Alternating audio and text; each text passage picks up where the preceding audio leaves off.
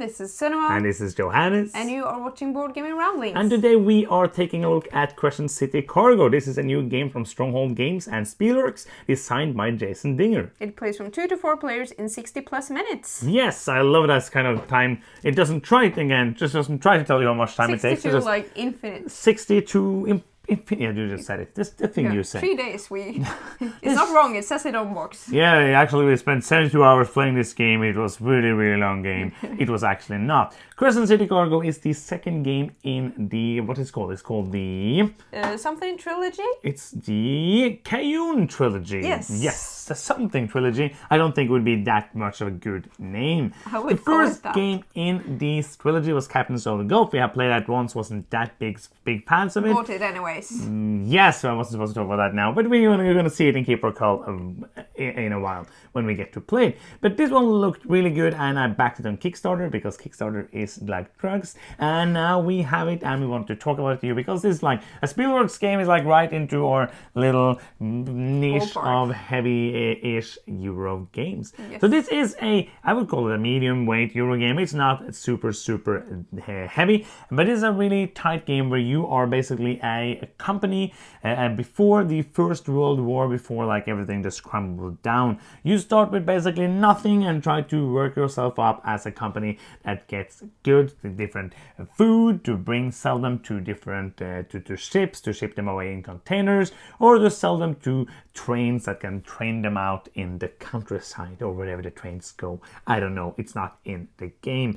So the game is basically like set up of micro turns. On your turn you're going to do one thing, which can be buy some new trucks, which you need to have goods on them. Buy you one can truck. Buy one, yeah, that's true. Yes. You can buy trucks, you can upgrade trucks, you can move around on the rondel to pick up goods, which you place in the trucks if you have a worker on the truck, or else there can be no goods on the truck. And you cannot mix the goods on the truck. You can only have either worker like building materials or food on the truck, and then you can ship out the truck by using another rondel. You can go and upgrade your different actions on different tracks. You can do all of these kind of things, but basically on your turn you're going to do one small action, and then it's going to be the next player's turn. And then after you use all of your morale, because you can use usually morale or money to do actions, and money is victory points, so you don't want to use that too much. So you're going to use morale to then do those actions, and when you don't have any more morale left, you have to rest. And you're going to start with like 3 morale, so it doesn't feel that good because they don't have that much morale because it's hard times and don't really want to work, which I understand.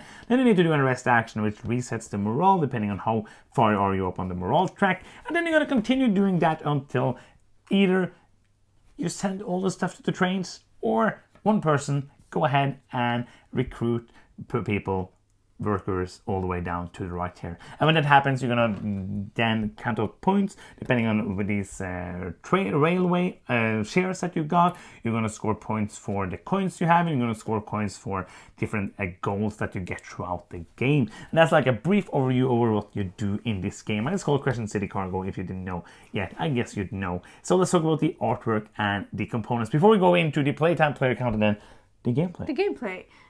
It's a classic Spielworxx artwork by Harold Lieske. Yes. You've seen it before, you know what you get. Yeah. It's very classic Euro game. It's not that beige, but it's still a little beige. Yeah, this is like Harold Lieske makes so many games. I just found out he did Costa Bergen. I didn't know that. And he does all of the Spielworxx games. He does all of the games for Freedom and Freeza. Yeah. All of those. Like it's the most classical Euro games that you can get. So if you see this, you're gonna be like, oh, it's a dry Euro game. Yes, which it is. But you're gonna be happy knowing that. Absolutely. Because of the artwork. So the artwork is fine. Yeah, and it's like cubes and cards. You don't need anything more. So nothing spectacular. It's not a beautiful game in my opinion, but I think it looks good. It looks good, yeah. It absolutely does. So we played this game 2 and 4 players.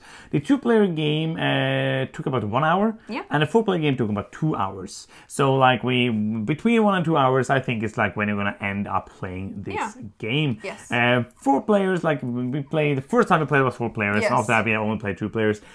4 players felt a bit long, but that's probably because of a couple of things we're gonna come to, and also because it was the first time all of us played. So even though, and it felt, first time it's gonna feel super duper tight when you start playing. So let's talk about that. The playing, because that's what you do. Do we have something to say about the gameplay? No. Maybe. No, okay. So that is the end of the review. Thank you so much for watching. Bye.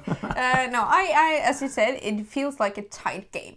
It feels like, because you're only doing like one-on-one action, and you feel like there's a lot of steps to get to your goal. So let's see.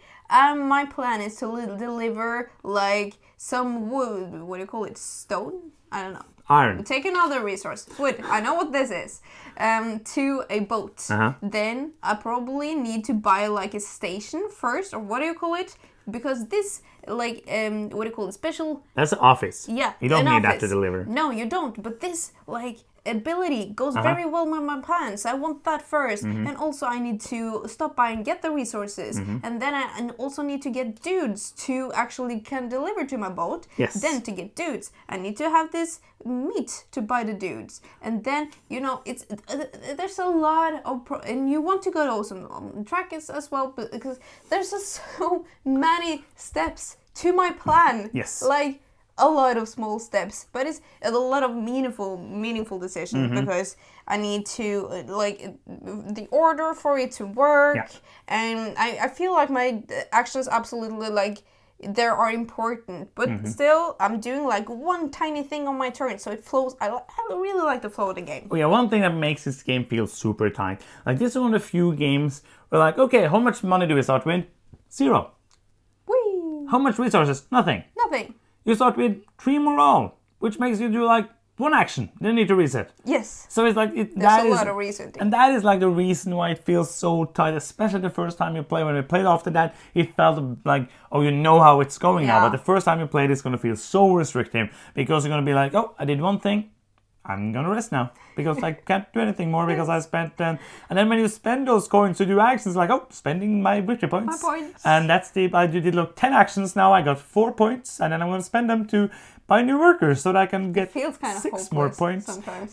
But that is kind of... But then when you play it a couple of times, it doesn't feel that hopeless, I feel. Yeah, and it feels tight, but it doesn't feel punishing. Oh, yeah. Because, like, it results in me being a little less efficient. I'm gonna rest a bit more, but I'm not going to, like, be negative 30 points because I couldn't feed that one worker. Yeah, kind of. That is absolutely true. And there's a lot of interaction in this game, because everything... You have 2 rondels. You have the rondel for the resources, so you need to be able to get those resources that you want. You can move it a couple of spaces. You have to move it. You can move it a couple of spaces for free, and then you have to pay coins or then morale to move it further. And the same when you want to deliver, you have to deliver to the specific spaces depending on where the person at the docks is standing. And then you have different scorings, like the achievement that come up, which blocks tracks. So if I want to move really far up on a track, then I hope somebody's going to do that achievement, or I have to do it myself, and I have to spend time on doing that if nobody's doing that achievement. So I hope somebody's going to do that so I can actually move on that track. And so everything is connected with other people, which is it's really nice. It's not negative interaction. Like it's not like, oh, I'm going to do something to destroy you. Yeah, absolutely. It's like, but it's everything matters what the other people are doing throughout the game. Which means also that you are interested in what other people are doing on their turn, and it is absolutely just like a pure optimization puzzle. Oh yeah. You want to do the most, the fastest, and you also want to then like do different paths to achieve that. I think like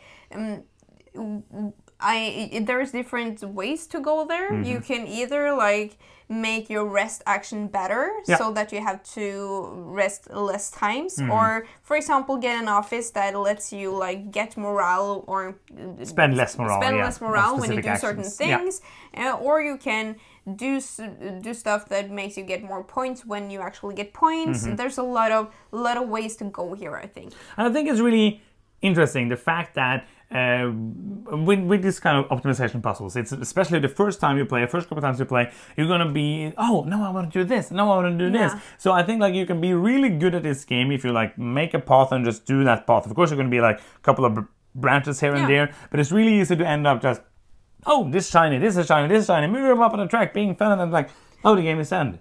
And I got no points, which happened to me when I played the game. What is points? Yeah. What is points? So Baby, don't hurt me. And there's going Don't to hurt be me. moments when you're just like, oh, my plan was to get wood to get this thing, and then suddenly you see this tree grain being shiny over here, Yes, and you can like take them at the same together. action, yeah. Perfect. Then I'm going to do that, but then I have to like go this other way to. But it's just like it's fun. It's fun. It is. It's a fun game. One thing though, like again, this is something that's not a problem with the game, but the end of the game is completely up to the players. So there's no like after 6 rounds or after 10 rounds or when the game has this happen, you can play this game almost forever. Yeah. No, you can't. You can't because you need these things. Because the game is going to end either when you have used up all the trains or when you have somebody has played all the workers. So if people end up focusing not on the trains like we did the first time we played, and then not getting that many workers, it's going to be like we ended up in a position where we're like, oh, everybody's like, no, we're done with the game, but the game can't stop. And the game couldn't stop until like 15 minutes later. And I won because of that. Because I made like a combo that I could just like get 6 points every second round or every third round or something. That is and pretty that good. Ended up winning me the game at the end of the game because the game dragged a bit. And that was just because somebody else were not in a position to end the game. But I think you're going to be in that position if you played a couple of times, because that's not going to happen. It didn't happen the rest of the times we played the game. Yeah, absolutely. And it as you said, the game will take variable amount of time depending on people like rushing it or not rushing it. Yeah. You can't try to rush the game. Yes. I don't know if that will win you the game though, but that is also like trying to stall might open up other possibilities than other times you play. Okay, so should we do some final thoughts? Yes. You want to begin? Yeah, I like this game. It's not like one of the best games I've ever played, but this is a game style that speaks to me. Yes. When we first played it as well, I was just like, oh, this is cozy. Yeah. You're just like sitting with your own little puzzle, but at the same time you have to be invested in the other player, because things could have happened to the board since it was my turn and I have to think differently because you moved that dude on the rondel and now I can't take the resource or deliver to that boat that I wanted to deliver to. And I just like the game. I think it's a great game. I'm going to give it an 8, but because I liked it that much, but it's still not a game that I will like treasure in my heart, or maybe not be in like a top list. I don't think, but it's still a very solid game. It is. It's a solid game for me. It is, as I said, like I agree with most things you said. It's a cozy game. It's one of those games where you just like you say, oh, this is fun, and it's tight and it's hard, but it's not that much rules. So like the rules aren't that heavy on your head all the time. There's a lot to like here. I enjoy it a lot. It's just a cozy, pure optimization, getting resources, trading them into victory points game. I like the rondels. I like the interaction here. I enjoy most of the game. I'm going to give it a 7.5. I think it's a good game. Not amazing, but it's a solid game. Yes. And that is the end of another review. If you are still here, you can subscribe to our channel by clicking the subscribe button if you haven't already done it. If you're new on YouTube, because if you have done it already, if you already are subscribed, you're going to unsubscribe if you click that. So do not do that. Not do that. And you can also click the bell button to get notifications every time we put out a new video. We would love if you do that so you can see the videos we put out. Yes. And that is that. If you want to do something that's not fun, you can go to patreon.com/boardgamingramblings and support us there. It's not fun. Oh, it's fun. It's not free. It's fun. No, it's not for everyone. You can go and do that and help us out there. And that is the end. That's what you get here. That's the end of this video. It's 30 degrees outside in Celsius, not in Fahrenheit. I don't think that's too much. I think that's cold. And that is that. That's the end. Thank you so much for watching. I'm Johannes. I'm Sonoma. And you've been watching Board Gaming Ramblings. And bye-bye.